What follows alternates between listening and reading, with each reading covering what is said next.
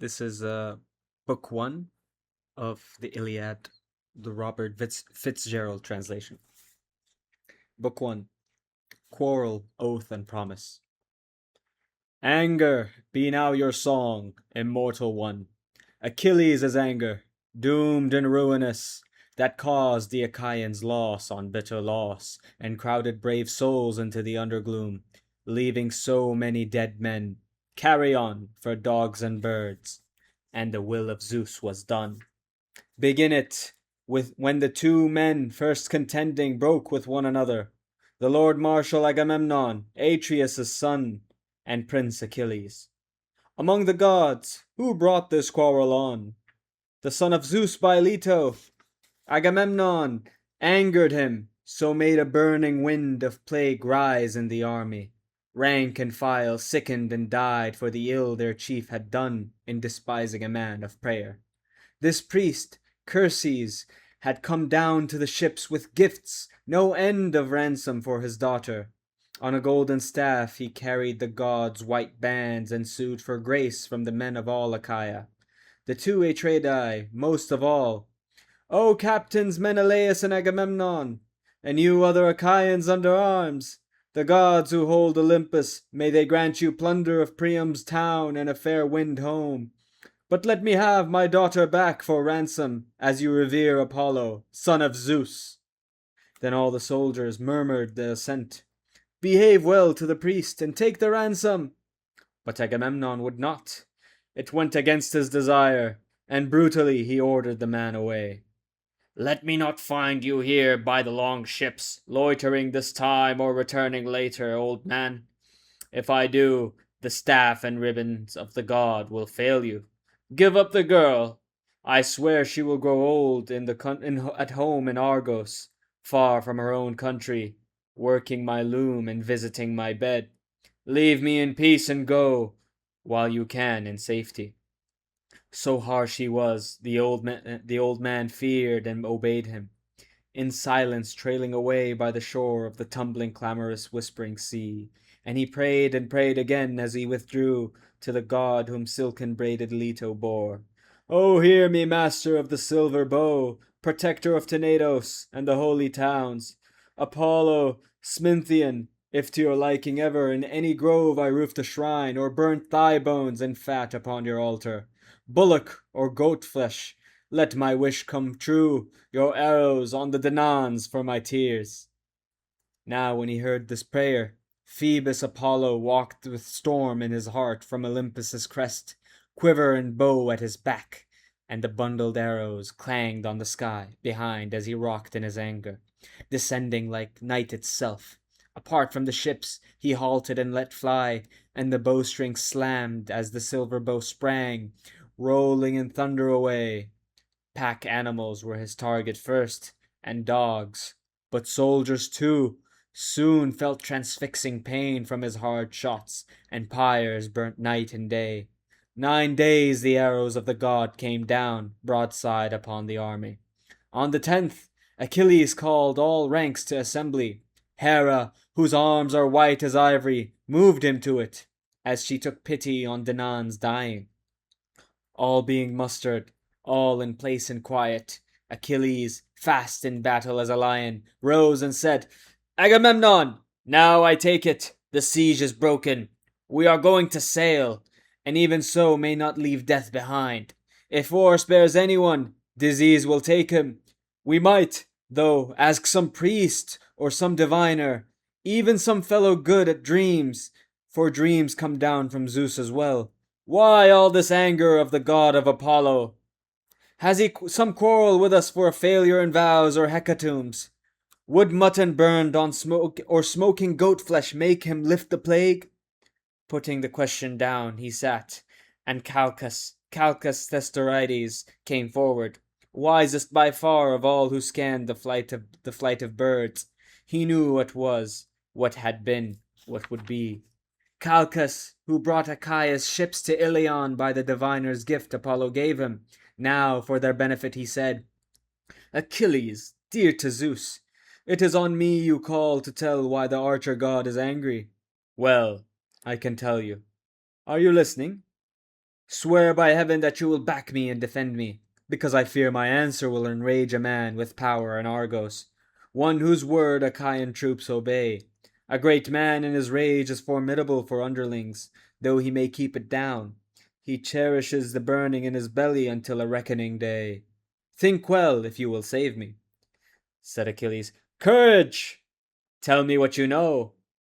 What you have light to know.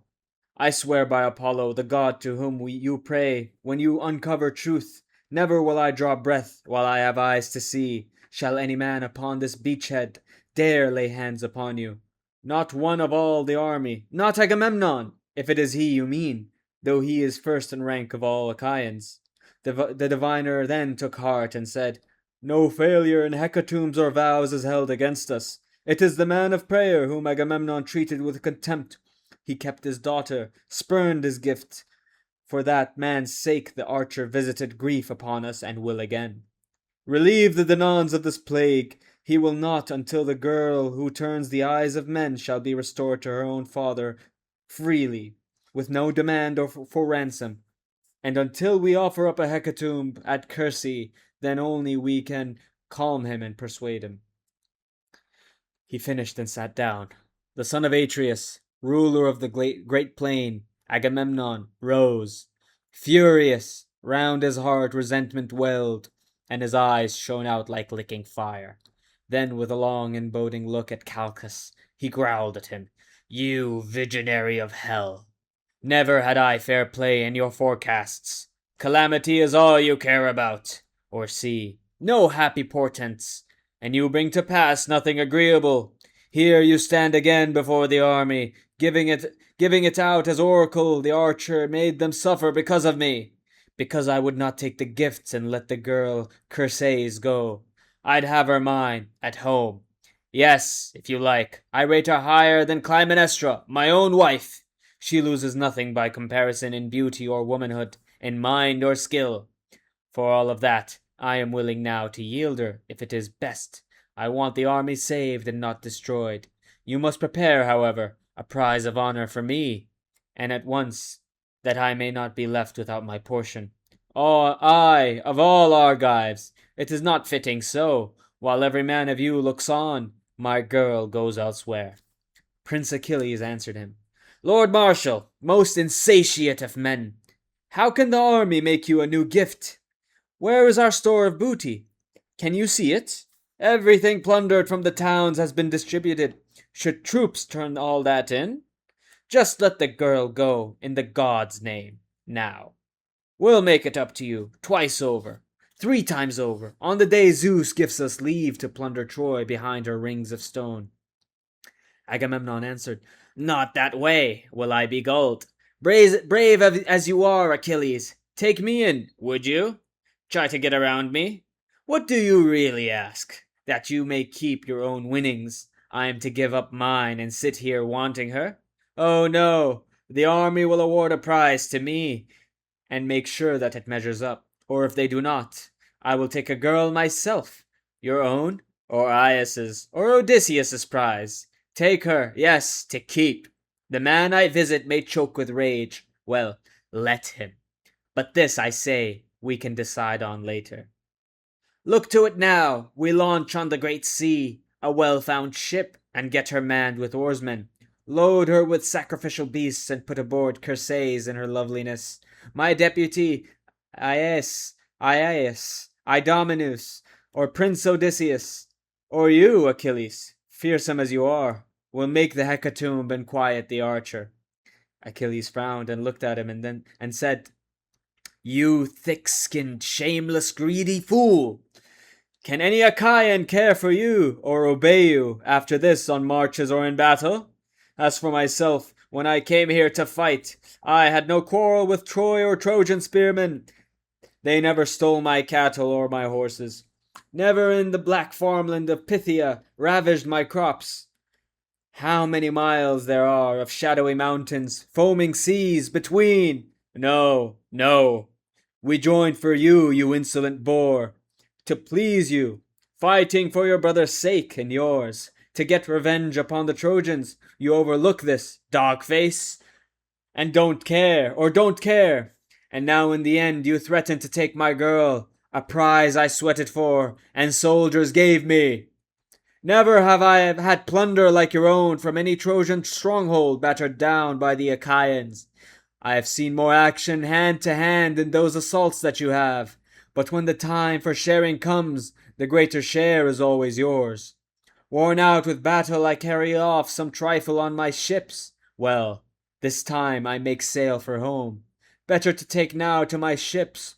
Why linger, cheated of winnings to make wealth for you?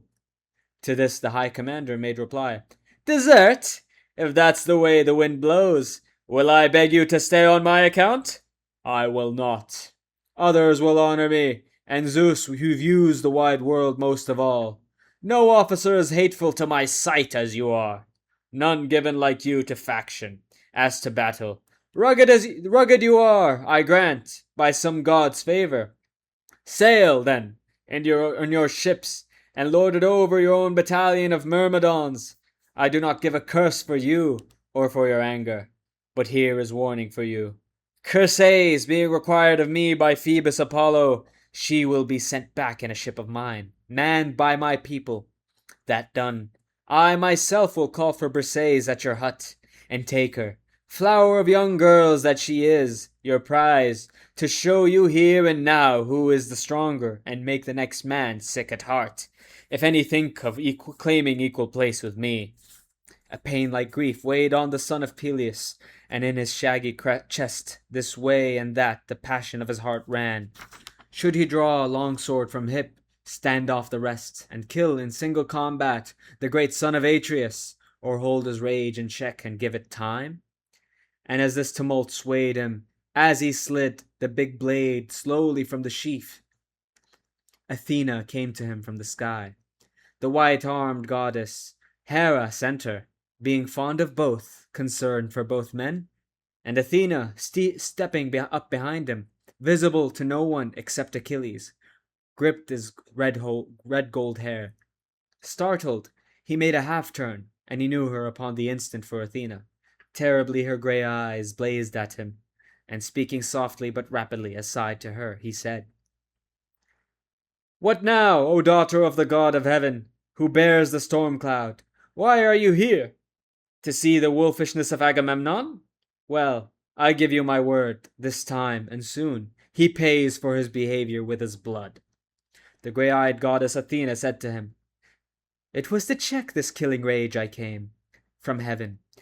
If you will listen, Hera sent me, being fond of both of you, concerned for both. Enough. Break off this combat. Stay your hand upon the sword hilt. Let him have a lashing with words instead. Tell him how things will be. Here is my promise, and it will be kept. Winnings 3 times as rich in due season you shall have in requital for his arrogance. But hold your hand. Obey. The great runner Achilles answered, Nothing for it, goddess. But when you immortals speak, a man complies, though his heart burst, just as well. Honor the gods as will, they may honor ours. On this he stayed his massive hand upon the silver pommel, and the blade of his great weapon slid back in the scabbard. The man had done her bidding, off to Olympus, gaining the air. She went to join the rest, the powers of heaven in the home of Zeus. But now the son of Peleus turned on Agamemnon and lashed out at him, letting his anger ride in execration. Sack of wine! You with your cur's eyes and your antelope heart! You've never had the kidney to buckle on armor among the troops, or make a sortie with picked men. Oh no, that way death might lie. Safer, by God, in the middle of the army, is it not? To commandeer the prize of any man who stands up to you. Leech! Commander of trash! If not, I swear you never could abuse one soldier more. But here is what I say, my oath upon it by this great staff. Look! Leaf or shoot, it cannot sprout again, once lopped away from the log it left behind in the timbered hills. It cannot flower, peeled of bark and leaves. Instead, Achaean officers and council take it in hand by turns, when they observe by the will of Zeus due order and debate. Let this be what I swear by then. I swear a day will come when every Achaean soldier will groan to have Achilles back. That day you shall no more prevail on me than this dry wood shall flourish. Driven though you are, and though 1,000 men perish before the killer, Hector, you will eat your heart out, raging with remorse for this dishonor done by you to the bravest of Achaeans. He hurled the staff studded with golden nails before him on the ground, then down he sat, and fury filled Agamemnon, looking across at him. But for the sake of both men, Nestor arose, the Pylian's orator, eloquent and clear. Argument sweeter than honey rolled from his tongue. By now he had outlived 2 generations of mortal men, his own and the one after, in Pylos land, and still ruled in the third. In kind reproof he said, "A black day is this. This bitter distress comes this way to Achaia.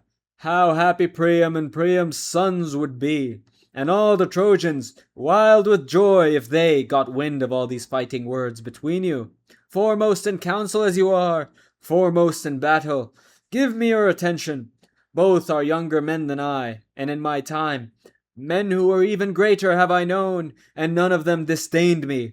Men like those I have not seen again, nor shall. Peiritous, the Lord Marshal Dryas, Caeneus, Exadius, Polyphemus, Theseus, Aegeus' son, a man like the immortal gods. I speak of champions among men of earth who fought with champions, with wild things of the mountains, great centaurs whom they broke and overpowered. Among these men I say I had my place when I sailed out. There. When I sailed out of Pylos, my far country, because they called for me, I fought for my own hand among them. Not one man alive now upon earth could stand against them. And I repeat, they listened to my reasoning, took my advice. Well, then, you take it too. It is far better so. Lord Agamemnon, do not deprive him of the girl. Renounce her. The army had allotted her to him. Achilles, for your part, do not defy your king and captain. No one vies in honor with him who holds authority from Zeus. You have more prowess, for a goddess bore you. His power over men surpasses yours. But Agamemnon, let your anger cool. I beg you to relent, knowing Achilles a seawall for Achaeans in the black waves of war. Lord Agamemnon answered, All you say is fairly said, sir. But this man's ambition, remember, it is to lead. To lord it over everyone, hold power over everyone, give orders to the rest of us. Well, one will never take his orders. If the gods who live forever made a spearman of him, have they put insults on his lips as well? Achilles interrupted. What a poltroon! How lily-livered I should be called if I knuckled under to all you do or say. Give your commands to someone else, not me. And one more thing I have to tell you. Think it over, this time. For the girl, I will not wrangle in arms with you or anyone, though I am robbed of what was given me. But as for any other thing I have alongside my black ship, you shall not take it against my will. Try it. Hear this, everyone. That instant your hot blood blackens my spear. They quarreled in this way, face to face, and then broke off the assembly by the ships.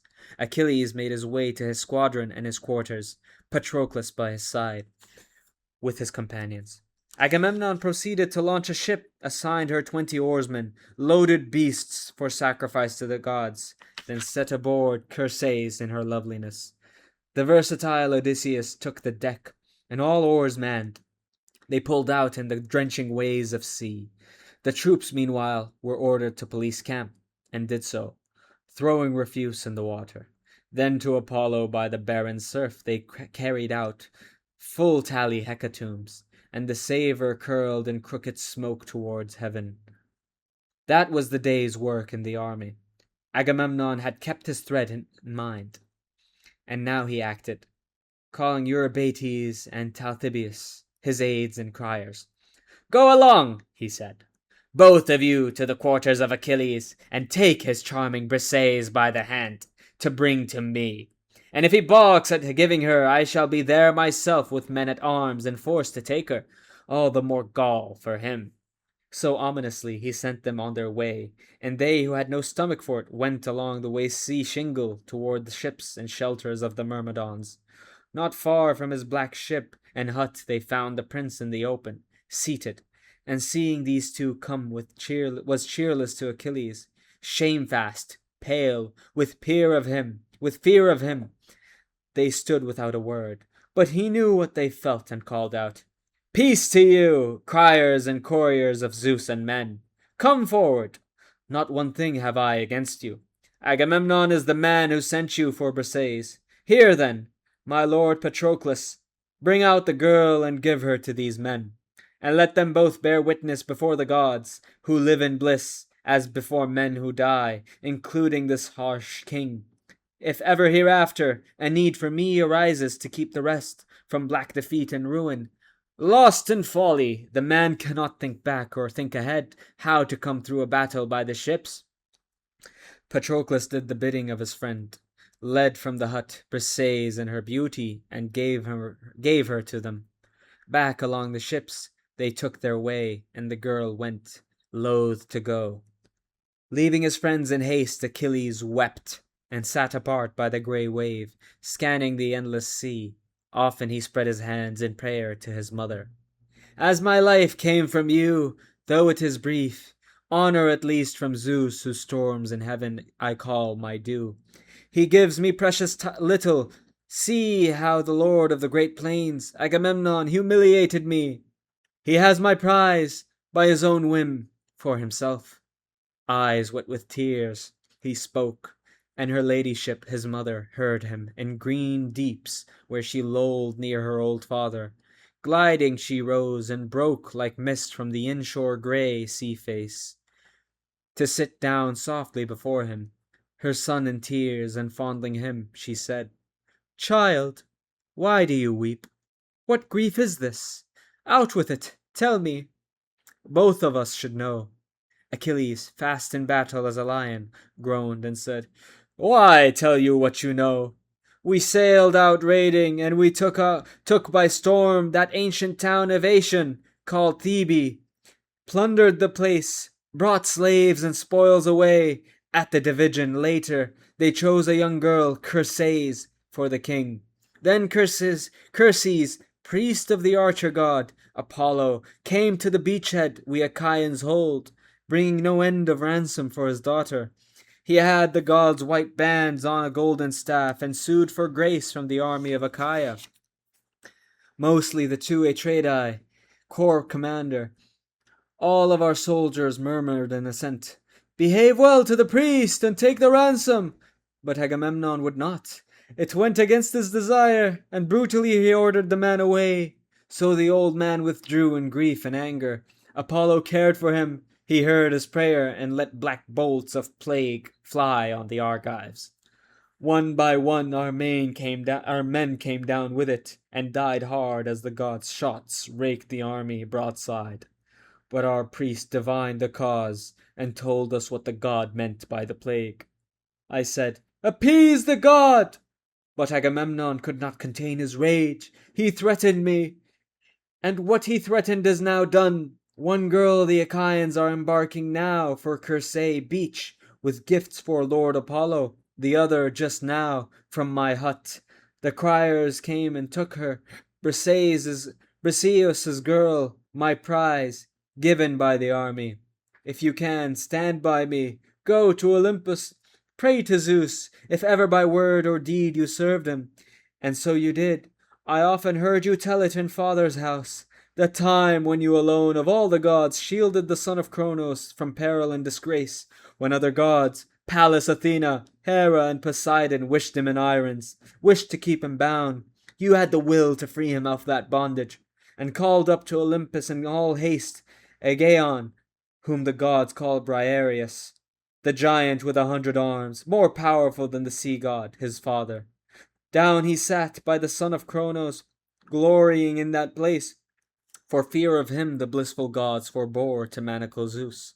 Remind him of these things, cling to his knees, and tell him your good pleasure if he will take the Trojan side, and roll the Achaeans back to the water's edge, back on the ships with slaughter.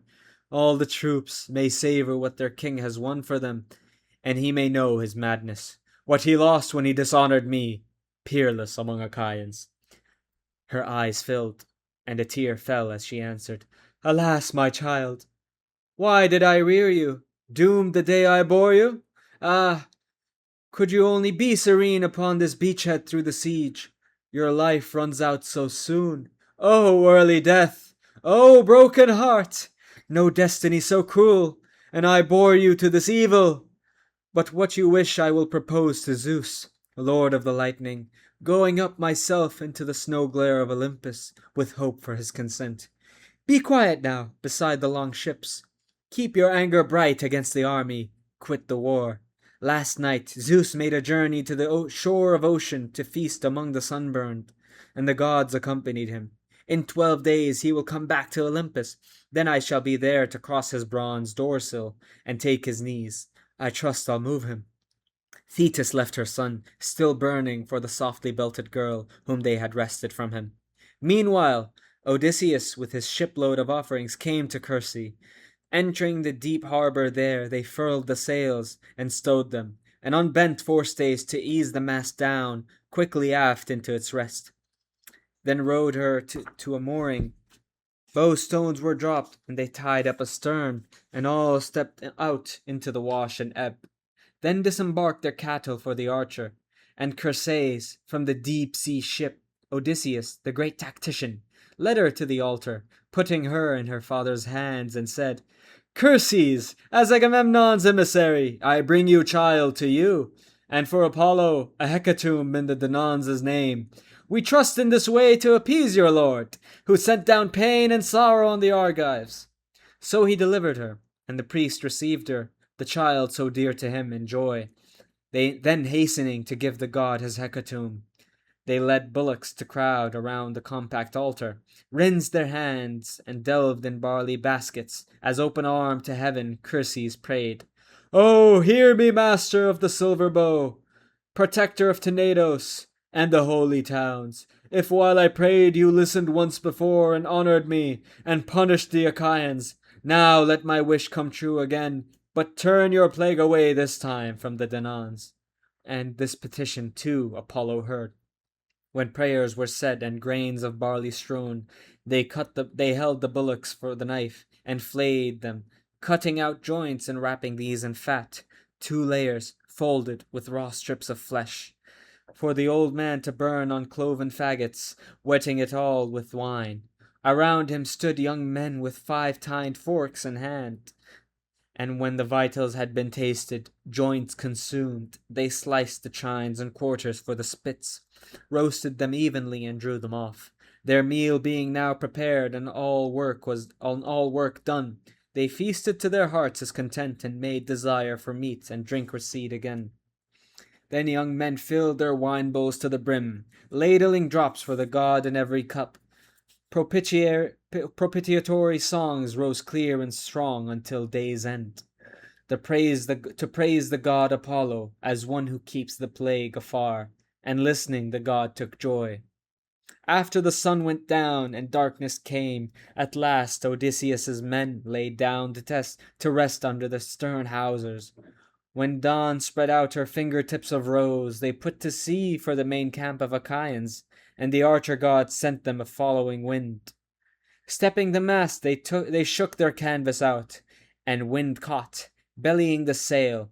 A foaming dark blue wave sang backward from the bow as the running ship made way against the sea, until they came offshore of the encampment.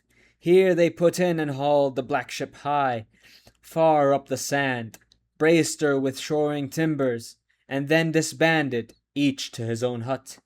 Meanwhile, unstirring and with smoldering heart, the godlike athlete, son of Peleus, Prince Achilles, waited by his racing ships.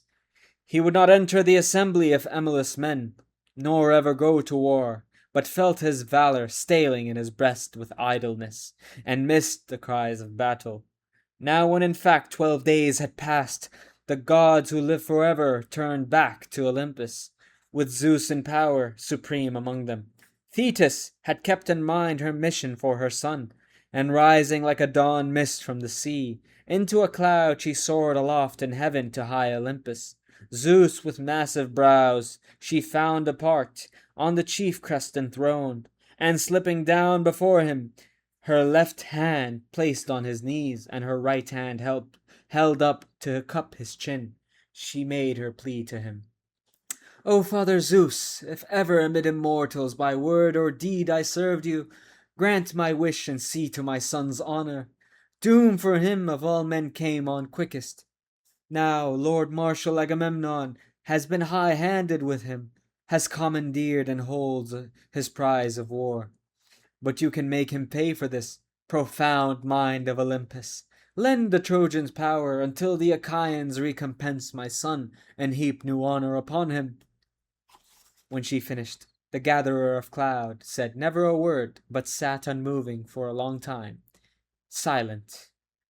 Thetis clung to her knees. Thetis clung to his knees again, then spoke again. Give your infallible word and bow your head, or else reject me. Can you be afraid to let me know how low in your esteem I am of all the gods?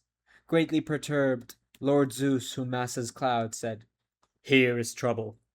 You drive me into open war with Hera sooner or later. She will be at me, scolding all day long.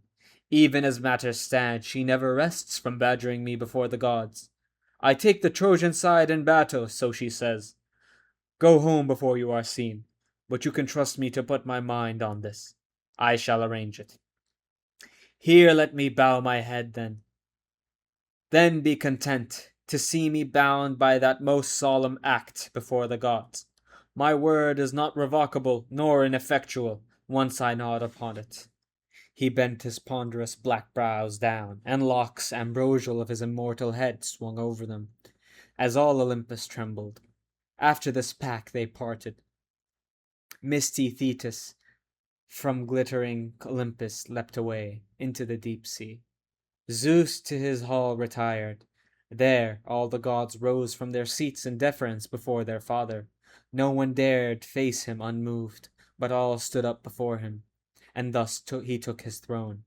But Hera knew he had new interests.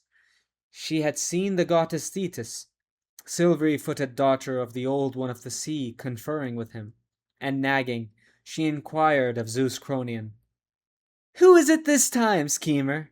Who has your ear? How fond you are of secret plans, of taking decisions privately. You could not bring yourself, could you, to favor me with any word of your new plot? The father of gods and men said in reply, Hera, all my provisions you must not itch to know. You'll find them rigorous, consort though you are.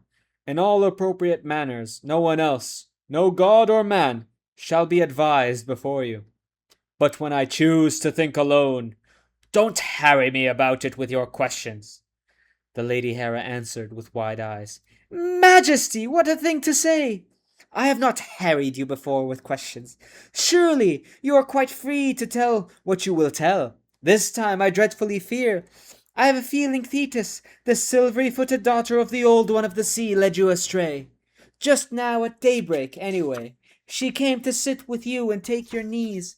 My guess is you bowed your head for her in solemn pact that you will see to the honor of Achilles, that is, to Achaean carnage near the ships. Now Zeus, the gatherer of clouds, said, Marvelous, you and your guesses.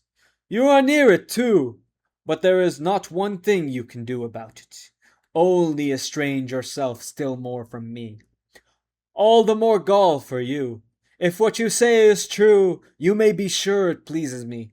And now you just sit down, be still, obey me, or else not all the gods upon Olympus can help in the least when I approach your chair to lay my inexorable hands upon you. At this the wide-eyed Lady Hera feared him, and sat quite still, and bent her will to his. Up through the hall of Zeus now all the lords of heaven were sullen and looked askance.